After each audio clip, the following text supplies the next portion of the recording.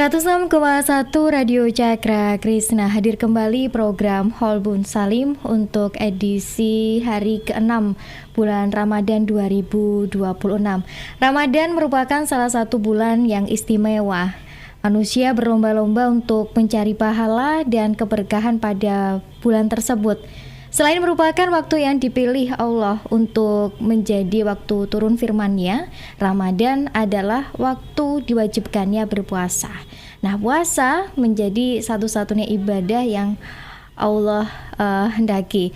Terdapat banyak hikmah di balik disyariatkannya puasa. Dan di hari ini kita akan mengupas tuntas bersama Bapak Ustadz Muhammad Nur Huda SSY terkait hikmah puasa bagi kehidupan. Untuk Anda dimanapun berada, jangan lupa untuk selalu menyimak melalui aplikasi streaming Radio Cakra Krishna.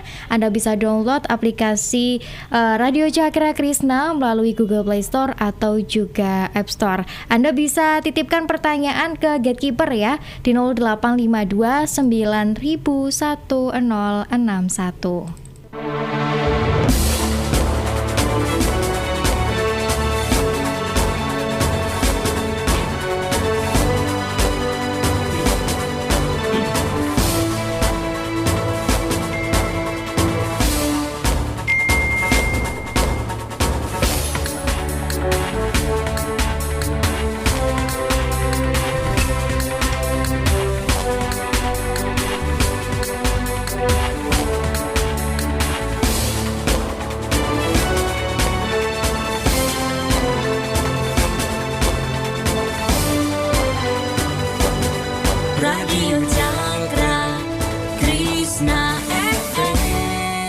Sudah hadir di studio Radio Cakra Krishna ya Bapak Ustadz Muhammad Nur Huda. Langsung saja kita sapa bersama. Assalamualaikum Ustadz. Waalaikumsalam warahmatullahi wabarakatuh. Bagaimana kabarnya hari ini? Alhamdulillah sehat selalu. Alhamdulillah. Hari ke-6 puasa ini masih lancar ya? Alhamdulillah. Alhamdulillah. Ini pas hari ini kita bahasnya hikmah puasa bagi kehidupan. Pastinya di hari ke-6 ini sudah kita melewati fase-fase penyesuaian juga ya untuk menjalani hari-hari. Ya, bisa disampaikan Bapak Huda.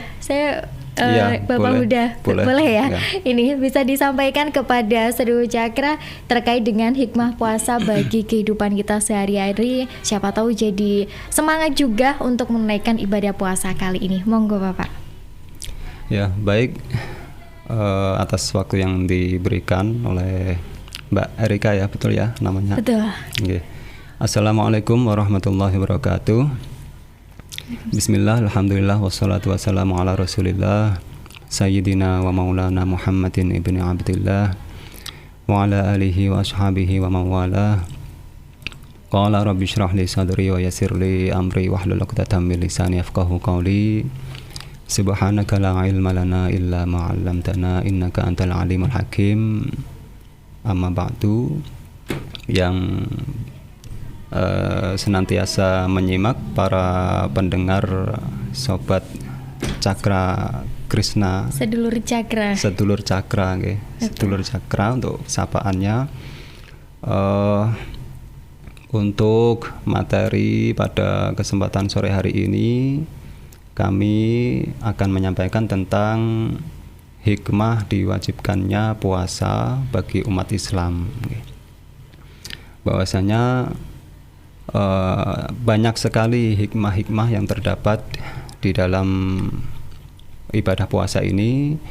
Namun kami mengutip dari salah satu pendapat ulama yang nantinya akan mencakup terhadap hikmah-hikmah puasa yang disampaikan atau dinyatakan oleh ulama-ulama yang lain. Jadi yang kami kutip adalah dari kitab Maqasidus Shaum. Ini adalah karya dari ulama yang bernama Izzuddin bin Abdul Aziz bin Abdus Salam. Jadi di sana dinyatakan bahwasanya sedikitnya ada 7 hikmah yang ada di dalam kita melaksanakan kewajiban puasa ini. Yang pertama adalah mengangkat derajat. Ya, jadi yang pertama hikmah kita melaksanakan ibadah puasa adalah kita dapat mengangkat derajat kita di hadapan atau di sisi Allah Subhanahu wa taala. Dengan berdasarkan hadis Nabi yang diriwayatkan oleh Imam Bukhari dan Muslim yang berbunyi, "Idza jaa Ramadan futihat abwabul jannah wa ghulliqat abwabun nar wa suffidatis syayatin." Yang artinya ketika bulan Ramadan itu datang, maka dibukalah pintu-pintu surga dan dikuncilah pintu-pintu neraka, dan juga setan-setan ini dibelenggu atau dirantai. Hadis ini memberi arti bahwa ketika Ramadan itu datang dan umat Islam ini melaksanakan ibadah fardu, yakni puasa, maka di situ terbukalah pintu-pintu surga, sehingga umat Islam ini berlomba-lomba untuk melakukan ketaatan atau melakukan kewajiban kepada Allah Subhanahu wa taala.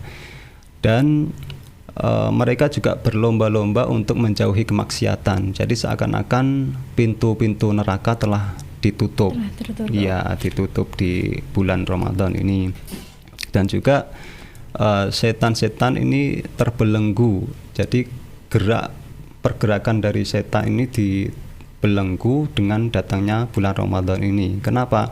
Karena seakan-akan godaan setan itu akan sulit berhasil ketika menggoda seseorang yang sedang berpuasa. Karena orang yang sedang berpuasa itu bukan lagi memikirkan untuk melakukan kemaksiatan, tetapi mereka dalam kondisi lapar itu nanti akan berfokus bagaimana memikirkan supaya perut yang lapar ini bisa segera kenyang atau haus ini segera teratasi dengan nanti menantikan waktu berbuka, seperti itu. Jadi seakan-akan setan-setan yang ada pada bulan Ramadan ini mereka merasa terbelenggu karena pergerakannya itu terhalang dengan kondisi manusia yang akan dibujuk itu dalam kondisi lapar.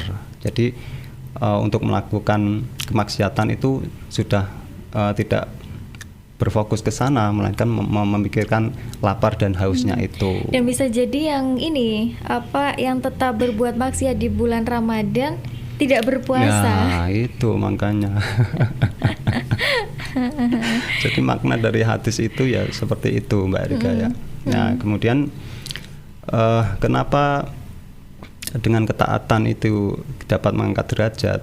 Ya, bahwasanya kita tahu bahwasanya ayat yang populer itu adalah derajat manusia itu ditentukan dengan ketakwaannya. Ya, yakni berbunyi inna akramakum indallahi atqakum, bahwasanya semulia-mulia kamu adalah yang paling bertakwa di antara kamu. Dan kebetulan puasa ini juga dalam ayat yang lain, perintah puasa ini juga ditujukan atau mempunyai tujuan supaya kita ini bertakwa. Jadi seperti itu untuk hikmah yang pertama. Bisa dilanjut ya Mbak Rika? Monggo. Untuk hikmah yang kedua, ini dapat menghapuskan dosa dengan berdasar hadis Nabi yang diriwayatkan juga oleh Imam Bukhari dan Muslim yang berbunyi, man shoma ramadhana imanan wahtisaban ghufira lahu ma taqaddama min dzambih. Bahwasanya orang yang mau berpuasa di bulan Ramadan dengan iman, kemudian mengharapkan pahala dari sisi Allah Subhanahu wa taala, maka dosa-dosa yang telah dilakukan akan diampuni oleh Allah Subhanahu wa taala. Dosa semuanya ya. Iya. Terus kalau Mbak Rika tanya tentang dosa itu apakah semuanya, tentunya dosa-dosa yang kecil Mbak Rika ya. Dosa-dosa karena yang kecil.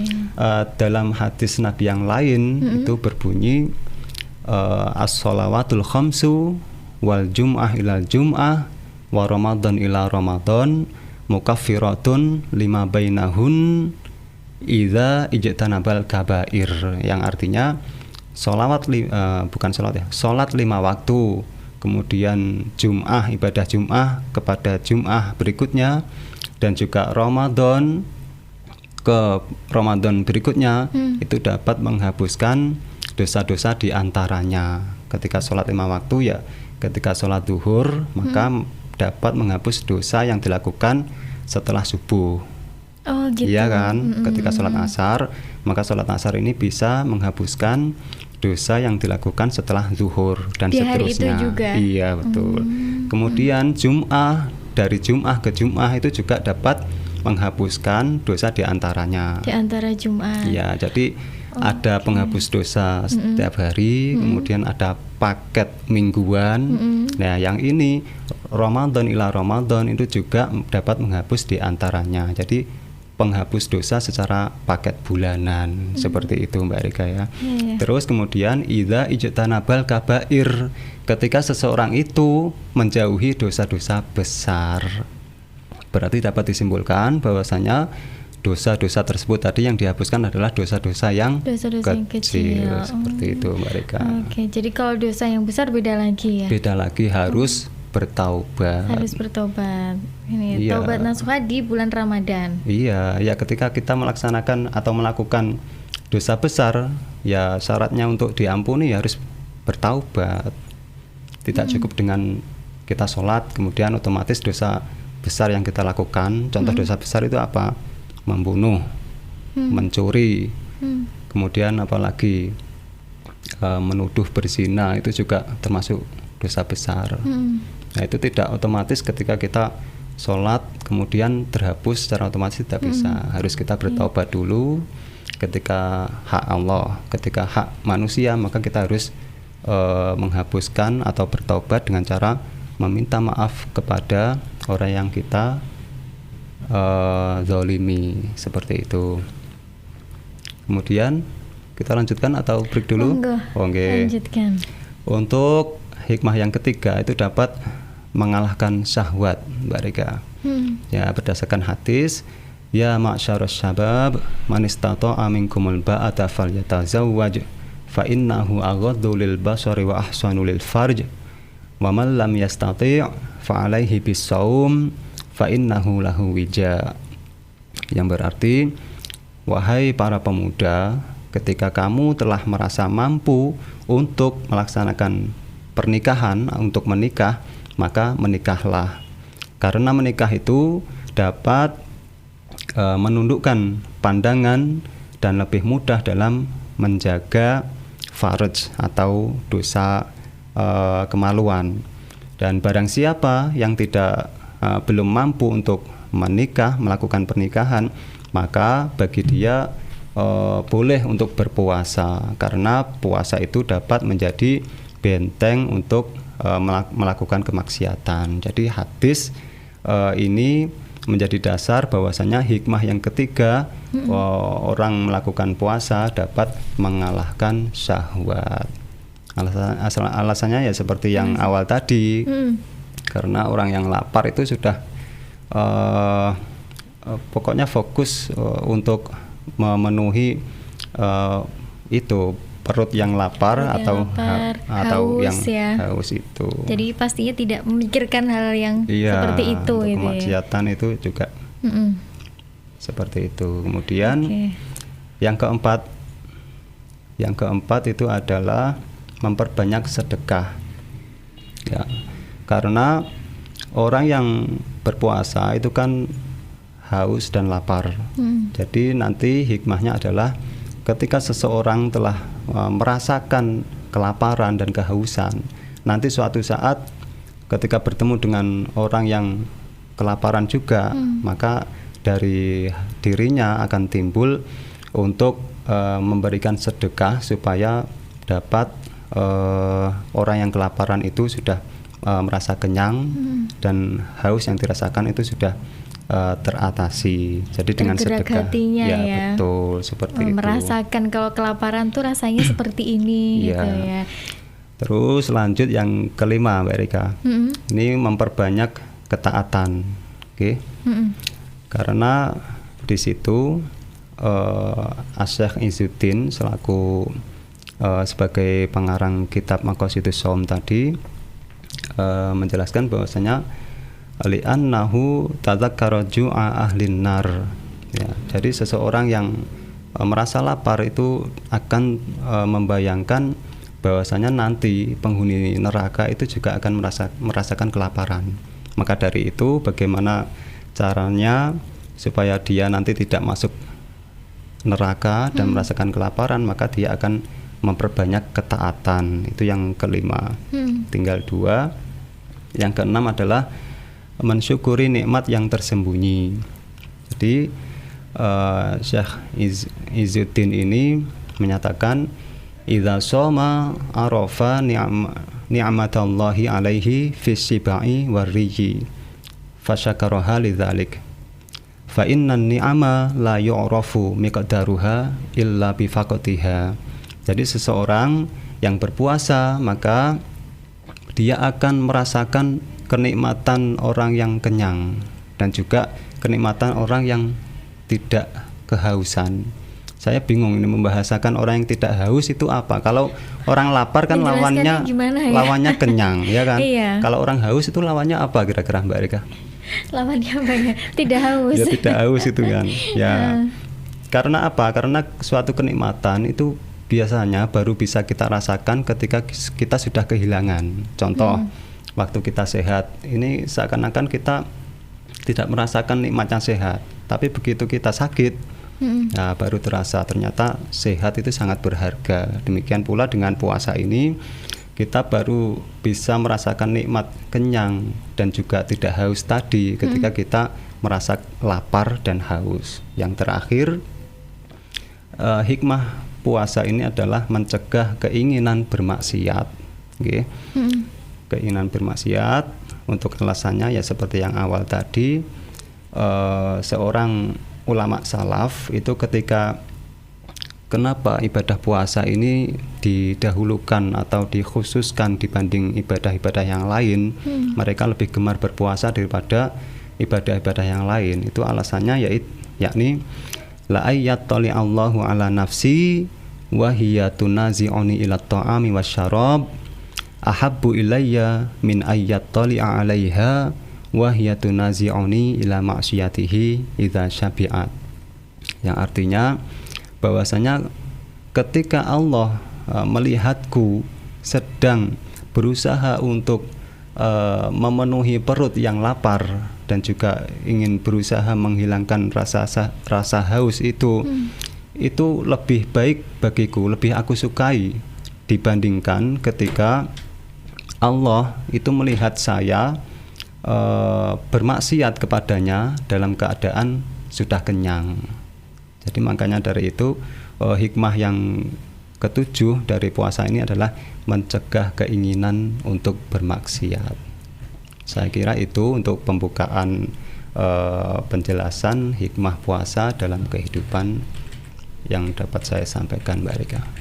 Baik, jadi ada 7 ya Seru Cakra untuk hikmah dari berpuasa sendiri. Seru Cakra ingin bertanya terkait dengan puasa di bulan Ramadan. Ini juga bisa sampaikan ke Gatekeeper ya di 0852901061.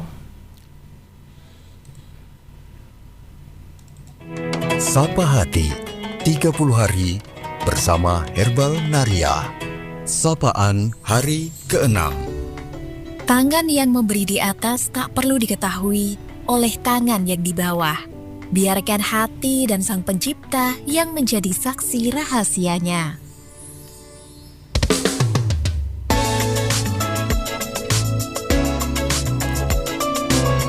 Radio Cakra Krishna. Sudah ada kode di Gatekeeper, saya ke Gatekeeper dulu, Lilin. Ada beberapa pertanyaan dari pendengar Radio Cakra Krisna ya. Saya bacakan ini untuk yang pertama dari Mbak Helina di Tanjung Anom Nganjuk. Menanyakan terkait dengan hikmah puasa bagi kehidupan. Apakah orang yang menganggap waktu sahur sebagai hal yang mengganggu jam tidur merupakan salah satu tanda orang tersebut tidak mendapatkan hikmah puasa tersebut, Ustadz? Karena akhir-akhir ini sedang ramai ya terkait dengan pernyataan influencer yang menganggap sahur mengganggu jam tidur begitu. Kemudian untuk pertanyaan yang kedua ada Bapak Samsul di Caruban Madiun. Apakah hikmah puasa itu kekal abadi atau hanya bersifat sementara? Karena terlihat banyak orang yang rajin beribadah saat Ramadan saja. Setelah ini tidak serajin saat Ramadan begitu. Ini mohon dijawab, Bapak. Terima kasih Lilin Bayu, Gatekeeper. Yang Anda dengarkan 106,1 Radio Cakra Krisna.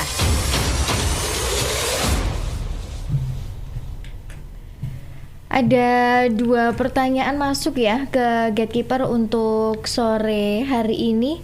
Yang pertama tadi disampaikan oleh Ibu Helina di Tanjung Anom Nganjuk terkait dengan hikmah puasa bagi kehidupan. Ada seseorang yang menganggap bahwa waktu sahur itu sebagai hal yang mengganggu jam tidur. Ini merupakan salah satu tanda orang tersebut apakah tanda salah satu orang tersebut tidak mendapatkan hikmah puasa, Bapak Ustadz? Karena akhir-akhir ini sedang ramai di media sosial terkait dengan pernyataan seorang influencer ya yang menganggap bahwa sahur itu mengganggu jam tidur. Itu ramai sekali di sosial media karena ada yang berstatement bahwa sahur itu mengganggu jam tidur. Bagaimana menurut jenengan? Ya, pertama ya ditanya dulu untuk influencer ini termasuk orang yang terhadap agama ini istilahnya taat atau tidak. Ketika ada kewajiban puasa ini dia melaksanakan apa tidak, seperti itu. Nah, kalau ukuran mengganggu jam tidur itu sebetulnya ya tergantung masing-masing, Mbak ya. Tergantung masing-masing. Ketika seseorang itu bisa mengatur waktu, ya maka kalau ingin jam tidurnya lebih panjang, dia di malam harinya kan bisa untuk tidur lebih cepat atau lebih awal, kemudian supaya nanti waktu sahur sudah tidak lagi mengganggu jam tidurnya, seperti itu. Kalau menurut saya pernyataan dari influencer itu terlalu objektif ya. Jadi kalau dianggap orang tersebut tidak mendapatkan hikmah puasa, itu ya bisa jadi. Bisa jadi ya. Karena Rasulullah sendiri itu menyatakan dalam hadisnya bahwasanya inna fis sahuri barokah. Di dalam waktu sahur itu terdapat berkah, seperti itu. Jadi kita sebagai umat muslim yang taat tentunya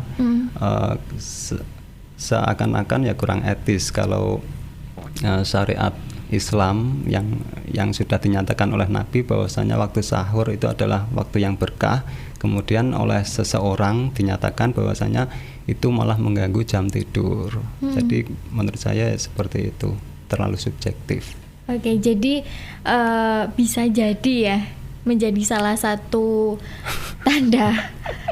Tapi ya kita tidak boleh memvonis ya, karena yang tahu hanya Allah Subhanahu wa taala. Tapi yang pasti padahal di jam sahur itu banyak berkahnya gitu. Betul. Ya. Jadi mulai ditata ulang mungkin Seru Cakra kalau di bulan Ramadan jam tidurnya biasa tidur jam 12 malam mungkin bisa tidur lebih awal jam 11, jam 10 gitu ya.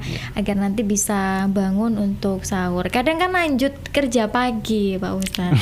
Itu yang kadang ini kalau habis subuh mau tidur lagi atau mungkin habis sahur tidur lagi itu takut gak kebangun nanti kalau kerja pagi. Perjuangan pagi hari. Dan gitu. Setiap perjuangan yang diniatkan ikhlas karena Allah nanti semakin berat itu nanti pahalanya semakin berat juga. Semakin berat semakin banyak juga gitu ya. Jadi ada qaul ulama itu mengatakan bahwasanya al ajru biqadrit ta'ab. Jadi pahala itu tergantung kesulitannya untuk melakukan ketaatan itu. Semakin berat semakin Jadi bagus. misalkan ada influencer tadi merasa terganggu waktu jam tidurnya, nggak apa-apa, tetap aja sahur. Tetap Nanti sahur. pahalanya semakin berat. Semakin banyak. Yang ya, lain semakin itu berat. cuman mendapatkan 1 gram, dia nanti 1 kilo.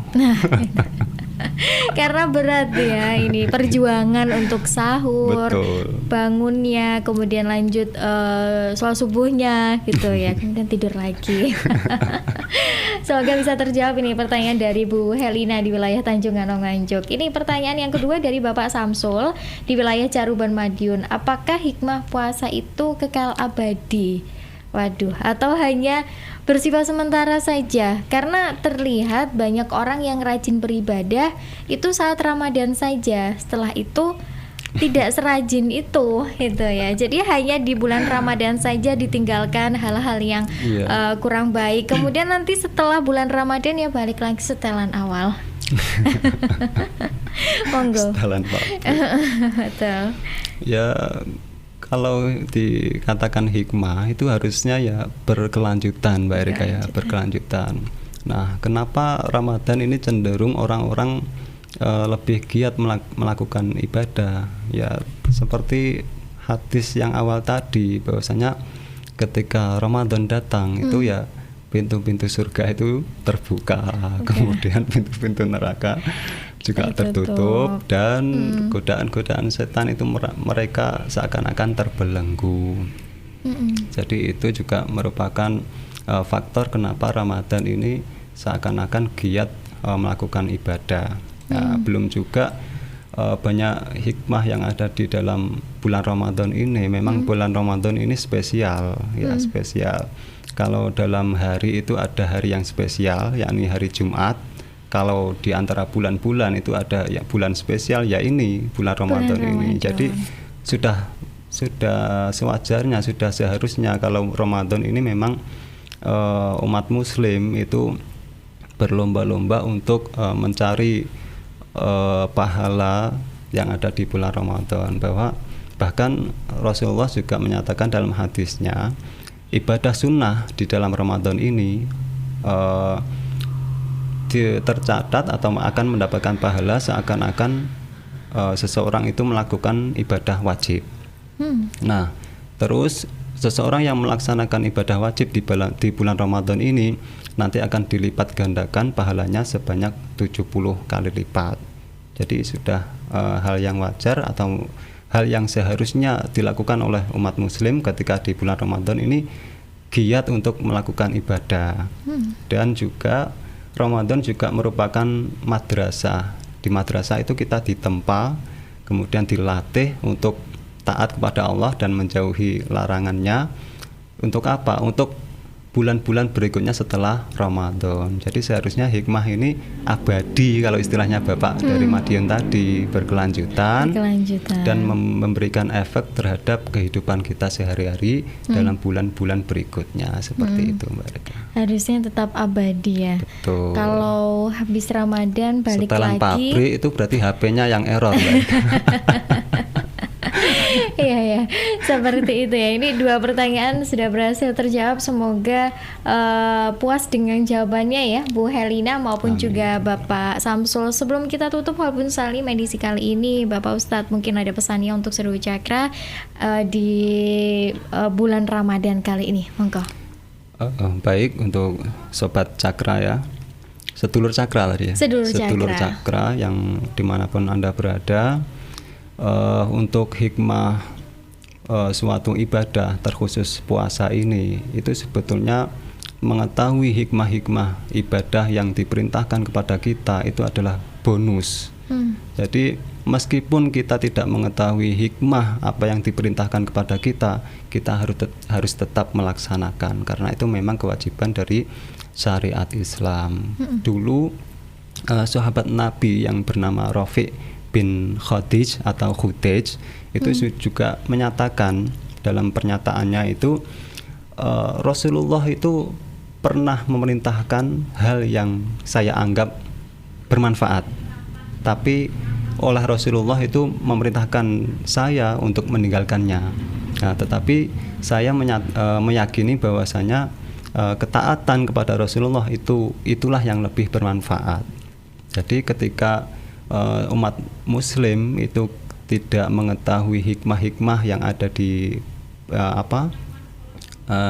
perintah-perintah yang diperintahkan oleh syariat, itu seharusnya tetap wajib melaksanakan meskipun tidak mengetahui hikmahnya. Adapun mengetahui hikmah-hikmah dari perintah atau larangan dari syariat itu adalah bonus, yakni pengetahuan yang untuk penyemangat kita melaksanakan perintah syariat ataupun menjauhi larangan syariat tersebut.